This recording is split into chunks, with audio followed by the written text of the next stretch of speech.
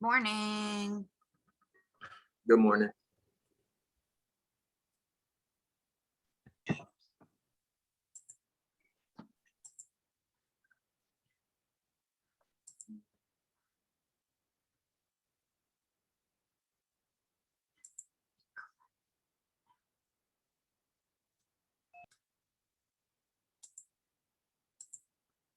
Okay, let's wait for some people to join us.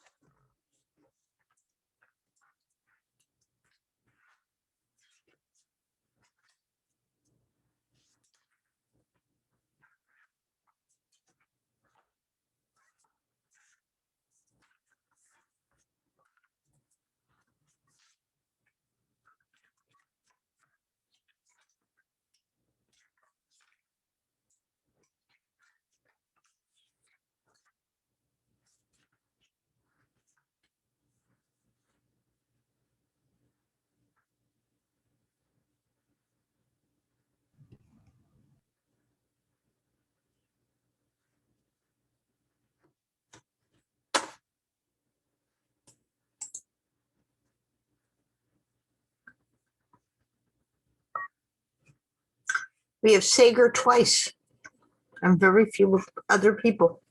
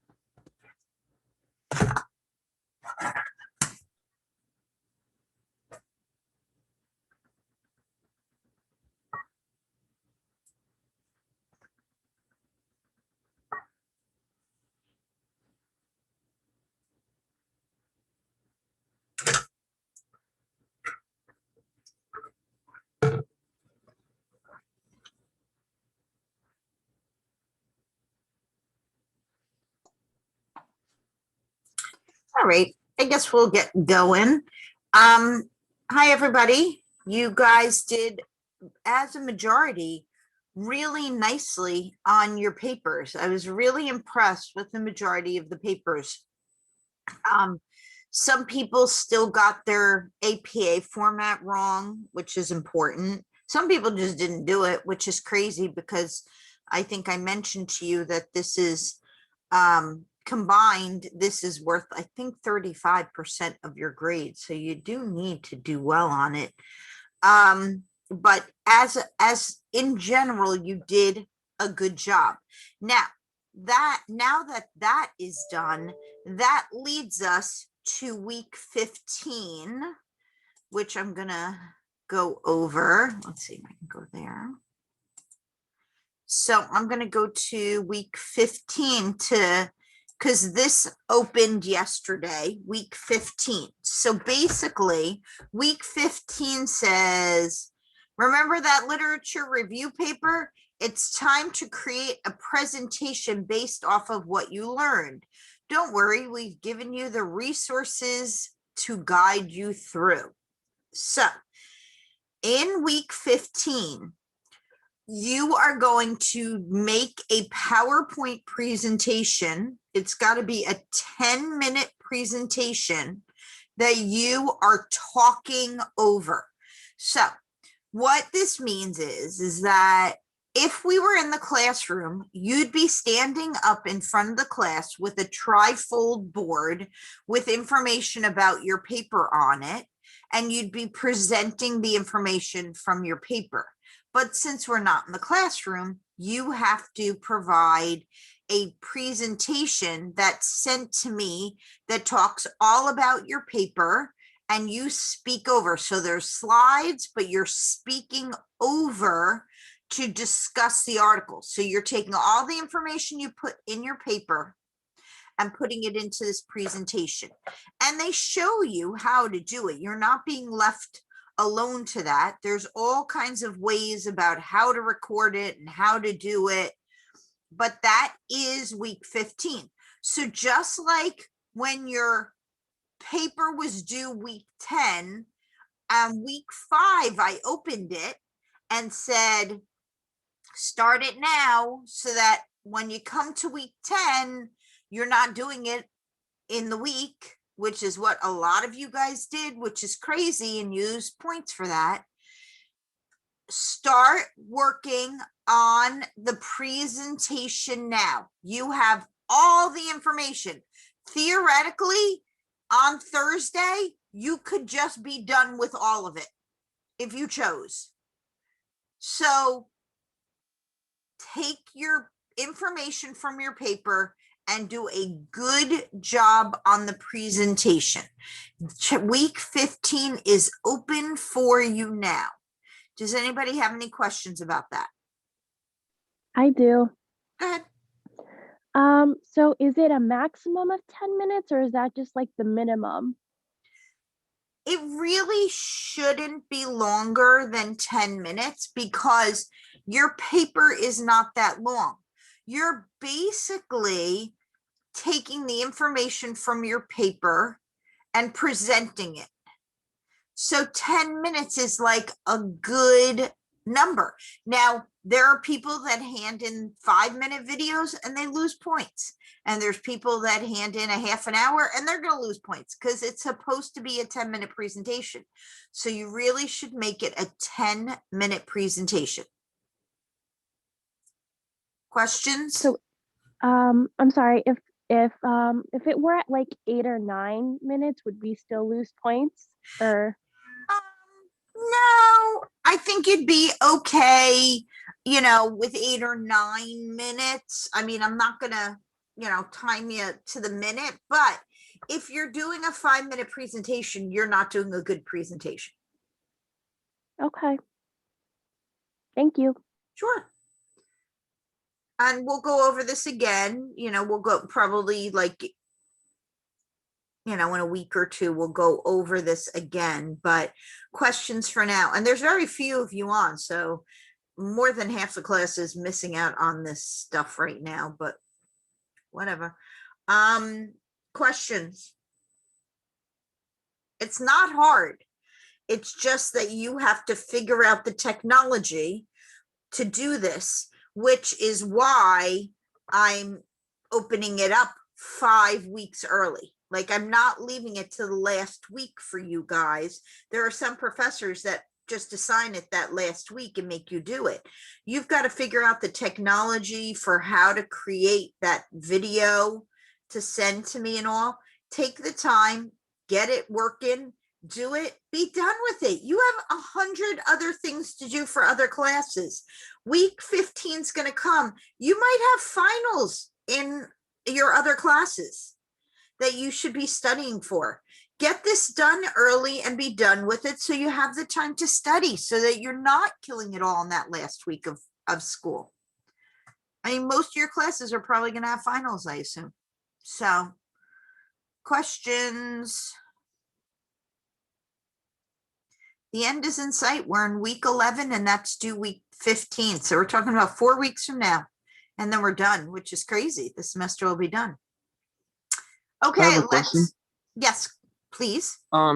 If we're in person, sometimes in other classes, presentations are allowed to have like other videos of other people talking. Is that something we can include in this, like a link to a YouTube video or something? So I'm a huge fan of incorporating other things and keeping it fun and light. The thing is that there's really no room for that in this paper because this presentation is based on a paper based on 2 articles. So unless somebody did something very specific to this specific article, I don't think you can put it in because it's very doubtful that somebody did a YouTube on, Myers and Smith and Jones studying depression on music. Do you know what I'm saying? Yeah. So for aesthetics, there might be some charts and graphs in your article that you can put in there, but of course you have to be able to explain it. You cannot put in a chart or a graph that does not explain anything. You have to understand it. Don't put it in if you cannot discuss it and understand it.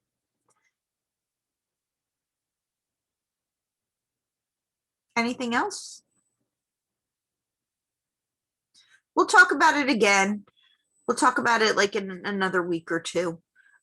We'll talk about it as we lead up to it, but knock it out of the park. Just get it done, be done with it, and then don't worry about it. I'm positive that you're going to have a final in another class that you're going to need to study for.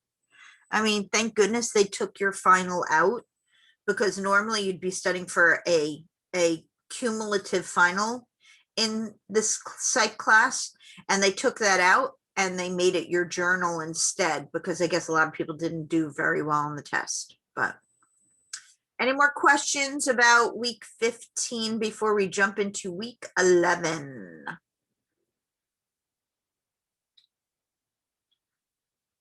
Okay, so week 11 is social psychology. And what's due this week is a study plan, a quiz, and we're back to the discussion board on social psychology. Your discussion on social psychology says, if you're a college professor, what would you do to increase the success of in-class learning teams? Consider what you learned about group behavior. Or you can write about, have you ever been part of a group that has made a poor decision? And if so, were any of the symptoms of group think present in your group? And you'll learn about group think. And how could that have been presented? So you're going to basically either talk about how you would make learning better in your classroom, or some personal experience that had to do with group think. One or the other, not both. So you pick one and you write your first post, then you comment on two people's posts. I sound like a broken record, but you don't do it. Then you go back to your own post and comment back on what somebody wrote for you. So that is your discussion for this week. Questions?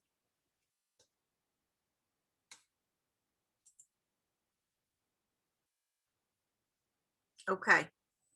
So, oops, we're in assignments. Let me go back to home. Oop, Adrian started his. Good for you. So social psychology. So we're going to cover some of the concepts of social psychology in this chapter. And I bet you a lot of you guys have heard or have actually studied some of this stuff before, because social psychology is how people affect one another and how they affect one another in certain situations. So we study social psychology in the classroom, friendships, family, all of that stuff is social psychology. We know that people's behavior is influenced by socialization, and especially teenage years, they actually pick their friends and their peers over their family and their conscious. So that's why we study social psychology, because there are such a thing called social roles, and social roles are what's expected of a person in a social situation. And many people can have different social roles. So somebody, let's just take your mother, for instance. Your mother has a social role as a mother, but she's also, she could possibly be a sister. She could be a friend, right? She's got friends. She's a wife. That's another social role. She maybe is going to college and she's a student, but then when you're homeschooling, you know, when you're Zoom schooling, let's just say, she has to be a teacher too. So here's one person that has many, many social roles. So that's what we're talking about when we talk about social roles. There's certain norms that go along with it, which are what's appropriate and expected in that role.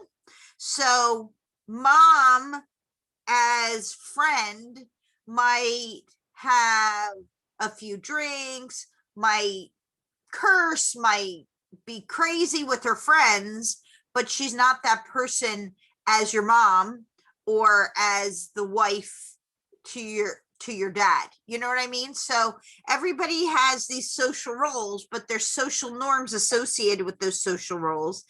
And you guys, we talked about this earlier when we talked about Piaget, we talked about scripts.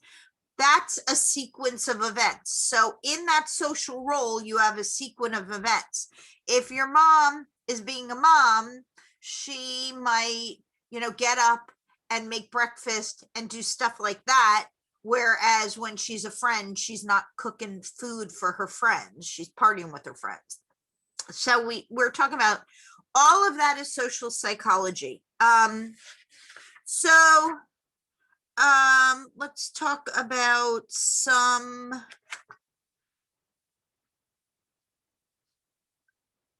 let's talk about the difference between your intrasocial and your intersocial behavior.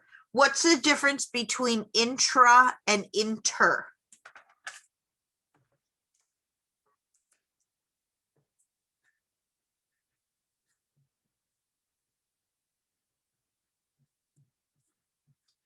What's the difference between intra-social behavior and inter-social behavior? That's an E. Inter, what's the difference?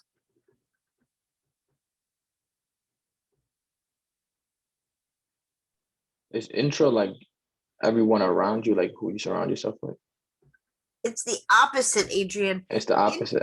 Intra is personal within yourself, and inter is with others. Intra is in yourself, and inter is with others. So, you know, we talk about intrapersonal, interpersonal. The same goes for social. Intrasocial, intersocial. So if I'm home alone, I might be F-bombing all over the place, but in this classroom, I'm not going to be dropping the F-bombs because it's not appropriate as a teacher. So that is my intrasocial and my intersocial. So we talk about how we behave when we're by ourselves, and we talk about how we behave with others. And we're talking about good and bad. So I might be very selfless. I might give a lot to charity because I want to. That's like myself. That's my intra. But around others, I might be all about me. You know, I might show a different side to myself. So that would be inter. When we talk about good and bad behavior, like a social behavior, who can give me what a like good social behavior is and what a bad social behavior is? What's a good social behavior and a bad social behavior?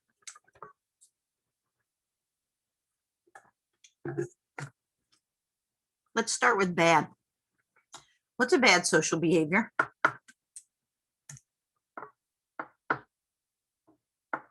We're talking about social behaviors.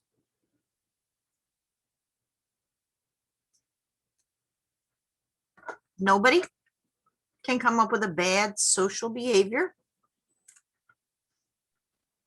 Cursing a lot, maybe? Sure. I mean, if If you're with a group that curses all the time and that's their norm, then it's not considered bad, right? That's the social norms of the group. But like in this classroom, it would not, the social norms is not to be cursing. So that could be considered a bad one, right? Prejudice is a bad social behavior, no matter where it is, whether you're in your home, whether you're in the community, wherever you are, any sort of prejudice is a bad social behavior. A good social behavior is, or a pro-social behavior is being kind and helpful and understanding and giving. Those are like pro-social behaviors. So we have to understand when we do it ourselves for our own reason, or we're doing things because we're a collectivist society. Remember, the US is an individualistic society. I think we mentioned this in one of the other chapters, that certain societies like Japan is considered a collectivist society, and they do everything together and their elders are heralded, versus in the United States, you know, our elders are said to live in homes and are forgotten and they're abused and stuff like that.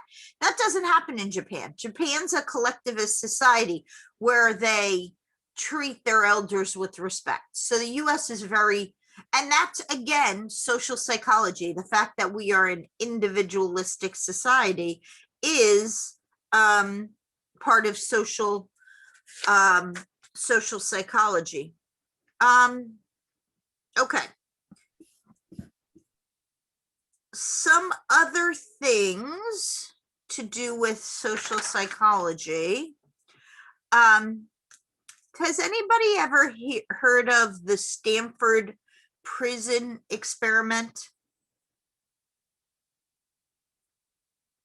Anybody heard of it? Yep. Can you tell us what it is, Adrian? Do you remember what it is? It's like they put a group of people in a prison and see how it affects them, like that environment. So it actually was a class, believe it or not, Adrian. They actually did it as part of like a class where they made half the class the prison guards and half the class were the inmates. And they put them in an actual prison, and for a period of time, they were all took the social roles of who they were supposed to be. So the students that were the prison guards, they became authority figures and abused power. And the students that were the inmates took on the social role of the inmates, and actually tolerated the abuse. And that was a huge experiment in social psychology, that even though everybody went into this experiment on this level playing field, they were all students in a class, somehow the students that were the guards took on this role of authority and actually used authority that they really didn't have. And the fact that these students that were considered inmates actually tolerated the abuse. And that was a huge experiment to how people accept social roles. It's really crazy how being put in that situation, they actually took the discrimination and socially changed their roles to what was going on. Now, we talked about that terminology group think when we talked about your homework. So when you do group think, a poor decision can be made based on group influences. So obviously one person in the, prison guards decided to take their authority to the next level, and they became very authoritarian and were abusive. And instead of the other guards saying, the other students pretending to be guards, instead of those students going, hey, that's not right, you shouldn't do that, they didn't do that. They used group think, and they all became abusive guards, and the behavior was not appropriate, but they all did it. And that's what group think is when you do all these things together. So that's one of the things that you're going to talk about in your homework is, have you ever been in a situation where group think took over? You're with your friends, you knew it was wrong, or maybe you did something, maybe somebody was doing something against right, and you write about how you knew it, but you went along with the ride pretty much because of group think. So who remembers what Bandura taught us? Who remembers what the exercise was that Bandura did with children and a Bobo doll? Because it's got to do with social psychology. Does anybody remember Bandura and the kids with a Bobo doll?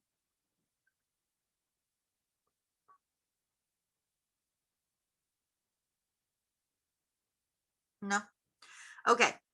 Bandura did an experiment where he had some kids sitting in a room doing an activity, and somebody brought in what was known as a Bobo doll, which is one of those inflatable dolls that if you push it, it hits the ground and it pops back up. That's what it was called, the Bobo doll back then. And an adult came in and started kicking and punching that Bobo doll and then walked out of the room. What do you think happened?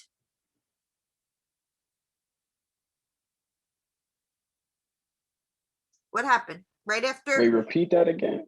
So, okay. Yeah. So Bandura did this experiment. He had a bunch of kids in a room, and inside this room was this Bobo doll, but they were busy doing an activity, the kids. They didn't even pay attention to this doll. And an adult came into the room and started punching and kicking the Bobo doll. He did it for like 30 seconds, and then he walked out of the room. What do you think happened in that room? The kids were shocked. They were shocked, but what'd they do? What was their action? They punched and kicked the doll. Right, exactly. They immediately got out of their seats because it's what they observed. They observed this adult doing it, and it made it okay for them to punch and hit this doll. As soon as that adult left the room, they got up and started kicking and punching that doll. So that is a social behavior. They saw this adult do it, and so they said, okay, I guess it's okay since we saw an adult do it. And that's a learned behavior. So that happened because of social psychology.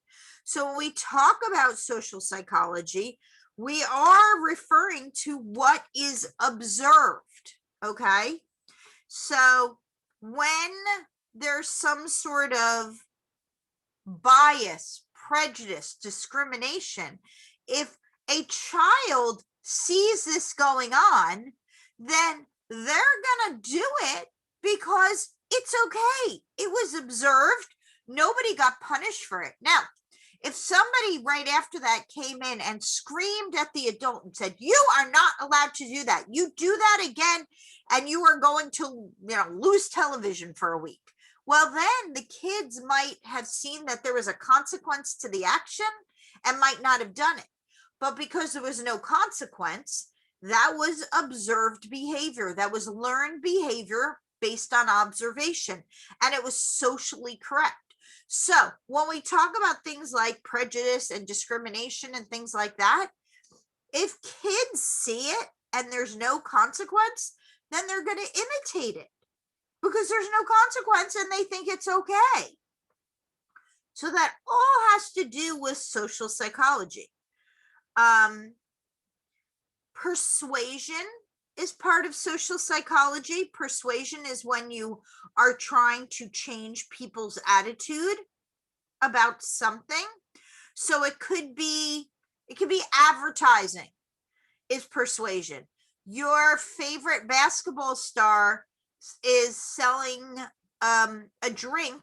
You might be more inclined to buy that drink because it's your favorite celebrity. It's not dumb, it's persuasion, it's social psychology. You can target your specific audience. I mean, it's not a mistake when you hear an advertisement 4 times during a half an hour television show. That's because they want it to stick in your head. That's persuasion. That is social psychology. There's also something called like foot in the door persuasion, where you kind of like start really small and then you build up. So you might ask for something small, and then after you get that, go bigger and bigger. That's another form of social psychology. That's persuasion. Let's talk about that group behavior that we started talking about. We talked about group thinking, right? You want to align with the group, so you might not rebel against that group think. There might be somebody that you respect in authority. So that's what happens when people are in cults. They act a certain way because that person in authority is respected, and they don't think for themselves. They think in group think. Usually there's something in common with that group. Like you have something in common with that group. And often, if you're just new to the group, you have this sense of conformity. You need to change to be with it, like this group, to get to that group think. Another, when we talk about these cults, is obedience. Obedience is social psychology. Obedience is when you, even if you know it's wrong, you comply with this authority figure. You meet the demands of that authority figure. So a lot of times in cults, there's behavior that is not a social norm, but you do it because of that authority. So you've heard the term mob mentality. Have you heard that term before? Mob mentality. That's actually group think when we talk about mob mentality.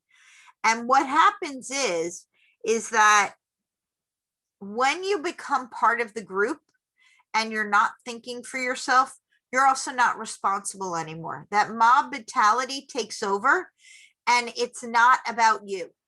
You feel actually de-individualized, like you're invincible, because it's not about you. It's about all of these people feeling this way. So if there are repercussions, you almost feel above that because it's not about you. It's you're part of this group. So we've talked about persuasion. We've talked about conformity. We've talked about obedience. We've talked about group thinking and de-individualization. That's all to do with group behavior. What about the individual? The individual that we have to think about, yourself, the individual. You have biases. You have bias about and like what you observe. So you might see somebody helping a child across the street, and it's your bias that says, oh, look at that person helping that child across the street. That's your bias. But they could be kidnapping that child. But you didn't think that way. So that's your bias. You wouldn't think that somebody would be kidnapping a child, but that could actually be what's going on. And that's your actor observer bias. Something's going on, you're observing it, you have a bias, and you think about it the way it is, but it might not be what it is, ironically. So what we think is going on is based on what we see and how we interpret it. That's our own biases.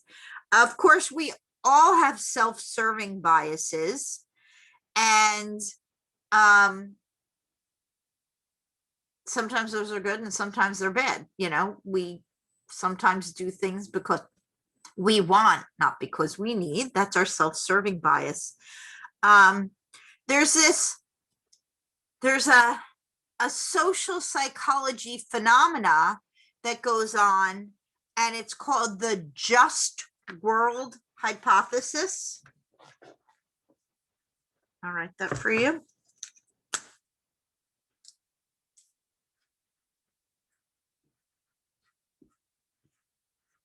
The just world hypothesis. The just world hypothesis basically means people get what they deserve. The world is just. Now, that could be positive, which is, oh, that person won the lottery. They are really good people that help people. Karma's great. That's fabulous. That could be a positive, just world hypothesis. But there's a lot of negative just world hypothesis. That's when people think, for instance, if somebody's unemployed, that might be you justifying it that they just are not good workers. They're unemployed because they're not workers. They don't work hard enough to find a job. That, you know, it has nothing to do with world circumstances or life circumstances or personal circumstances. So the just world hypothesis is something we study in psychology. Not that it means it's right, but we do have to study it because it is a form of thinking. Let's see. You guys have what's known as a self-fulfilling prophecy. And the self-fulfilling prophecy is that what you think is a situation could actually be the situation just because it's self-fulfilling.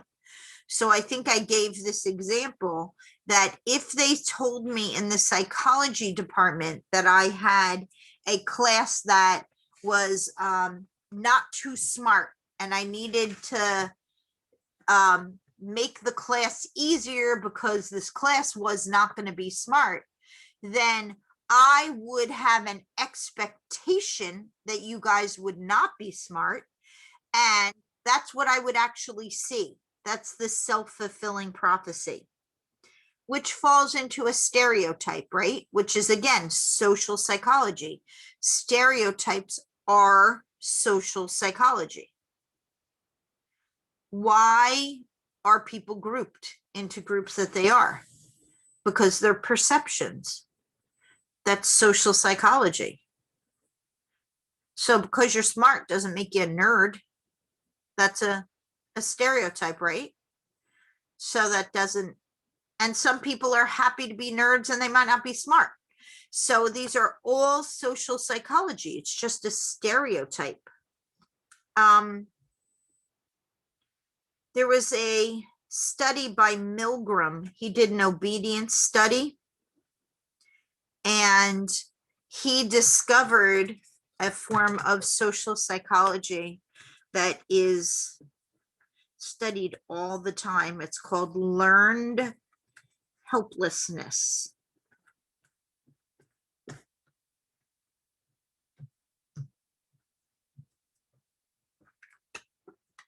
Learned helplessness.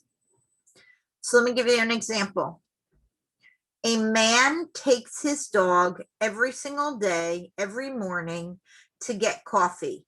He walks downtown. He ties the dog up to a tree. He goes in, he gets his coffee. He comes back out. He unties the dog from the tree and he walks home. This happens for 2 years. The leash breaks for the dog, but the guy still wants his coffee. So his dog is not on a leash and they go to the coffee shop. What happens? What does the dog do? He's not on a leash. Stands by the tree. Yep. He stands by the tree because he has learned helplessness. He has learned that that is his role and he needs to stand by that tree, even though he's not tied up. There's nothing tying him to that tree. He has learned helplessness, so he sits next to that tree, even without a leash. And then the man comes out of the coffee and they walk back home. That's learned helplessness. So let's equate that to real life circumstance, and that is domestic violence. A woman who is being abused by her husband takes the violence, even though there are many avenues for her to leave and protect herself in a domestic violence situation, but she doesn't because of learned helplessness. The same exact thing about that dog with the leash is as applicable in learned helplessness to a woman who is being abused. You know, and I know, just like the dog, that the dog doesn't have to sit there because there's nothing constraining him or tying him to that tree. The same goes for that abused woman. You know, and I know that there is somebody that they should talk to and get out of that situation and be safe. But because of learned helplessness, they don't do it. So that is a big thing in social psychology, that people learn this obedience to authority, even in a detrimental way. Let's talk about the good part of social psychology. Let's talk about pro-social behaviors. Does anybody know what the word altruism means? Or to be altruistic?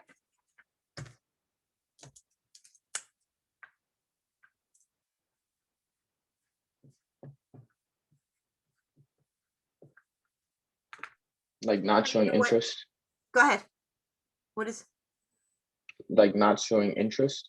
No, altruism is actually a really good thing. To be altruistic behavior is to give of yourself with no reward. It's a pro-social behavior. It means that you do something just for doing something good. You're not getting a medal. You're not being recognized. They're not announcing your name over a loudspeaker that you did something good. You do it just to do something good. So in social psychology, we talk about altruism and altruistic behavior as a pro-social behavior. In other words, you're doing good. That is social psychology. There are some people that are purely to the core altruistic. They're just people that want to help. And then there's people that do things because of recognition. If you're altruistic, are you intra or inter? Intra or inter? For intra, exactly. You do things because you want to, internally within yourself. Exactly right. Does anybody know what the bystander effect is?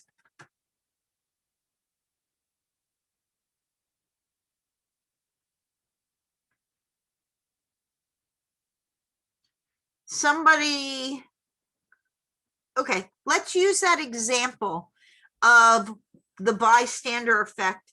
Who saw the news about that anti-Asian attack that happened outside of a hotel? So there was an Asian woman who was being attacked at right outside a hotel. What did the doorman do? It was just in the news. What did the doorman do?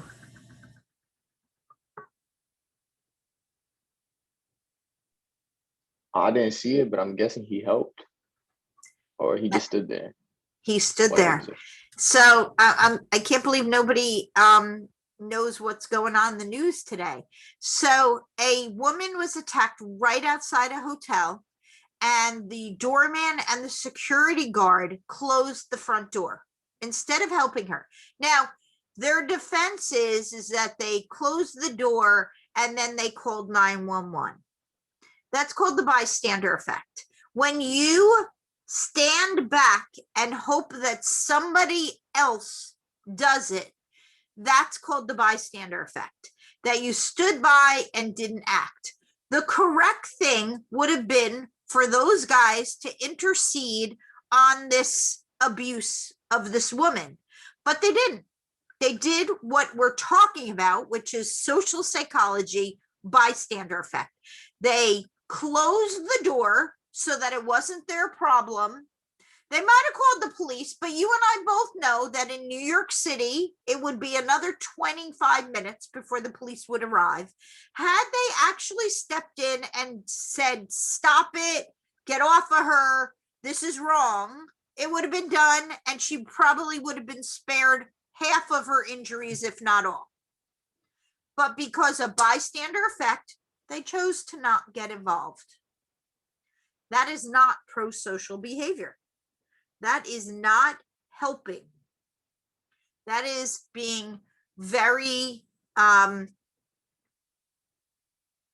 biased, self-serving bias to not get involved.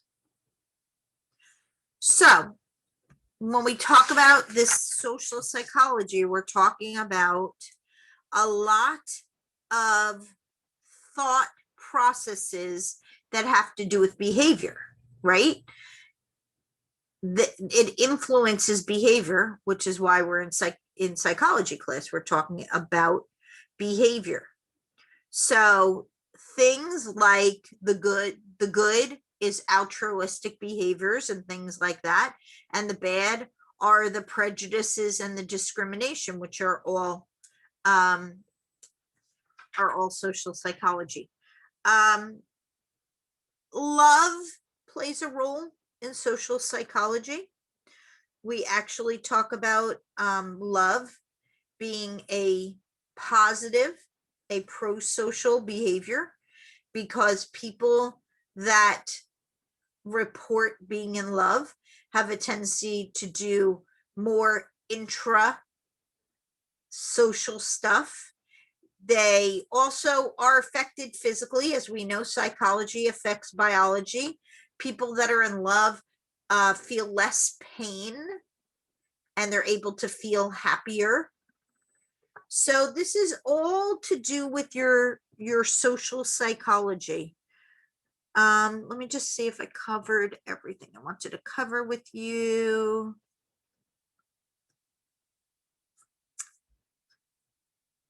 When we talk about group behavior, we can sometimes talk about group polarization, and we talked about that mob mentality. When we talk about group polarization, what would the word group polarization mean? What do you think that would mean?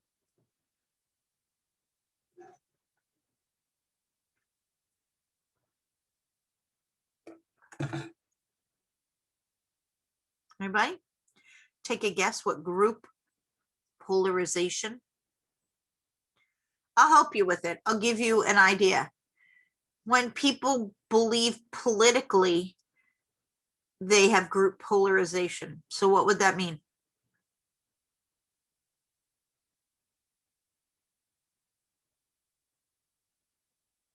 Anyone?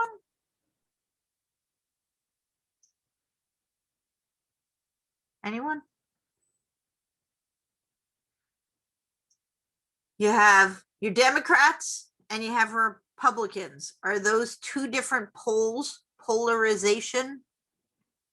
two different sets of people. So group polarization means that groups are separated by belief. That is part of social psychology.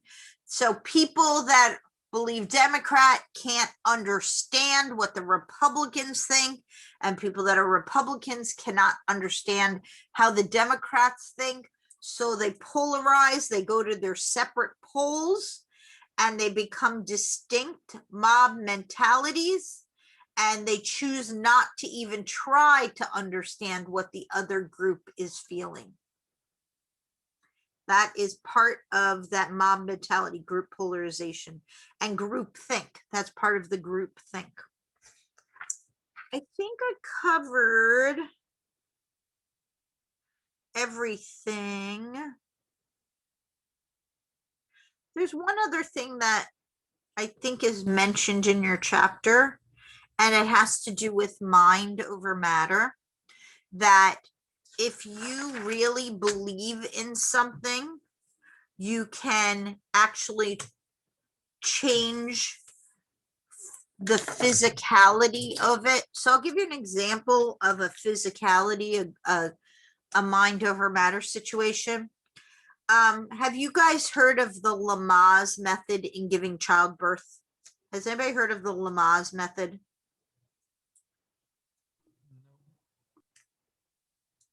Nobody's heard of the Lamaze method in giving birth? All right. The Lamaze method is that when you are going to give birth to a child, you are going to do breathing exercises, and you bring like a picture with you for you to concentrate on. So like, let's say your favorite place is the beach. You bring a picture of the beach, and you are, when you're going through childbirth, which is outrageously painful, you are going to breathe, and you're going to concentrate on the beach picture, and you're going to transform your state so that you're more relaxed, like you're on the beach. And the concept is that by changing your mind and breathing and de-stressing, you will actually feel less pain in childbirth because of that. So that's mind over matter. It's a very physical process, you going through childbirth, right? Big time. But by changing your thinking, you won't feel the effects. So it's social psychology that dictates that you can change your thinking about things that are going on in your life. So that's just one more thing that I believe is mentioned in your chapter. Does anybody have any questions about anything we went over?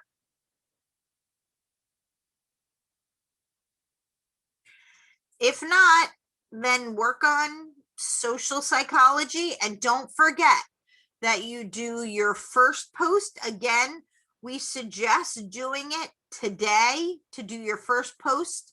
That way you can write on two other people's posts by Thursday, and then make sure you go back by Saturday to write a response on your that somebody wrote on your post. Any questions? If not, have a good week. Have a good week and a good weekend. Have a good one.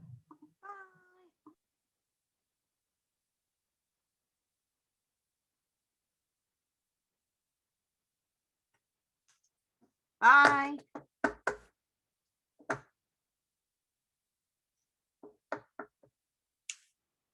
Why y'all still here?